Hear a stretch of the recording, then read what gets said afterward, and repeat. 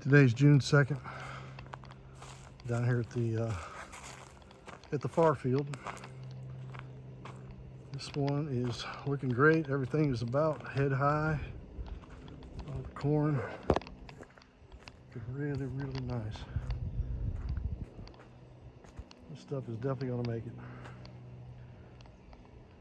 So now all it's got to do is hang in there till August 15th.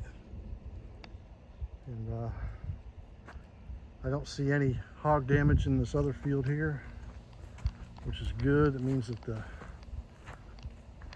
hogs are finding the thicker stalks a little less palatable. They're not eating them to the ground.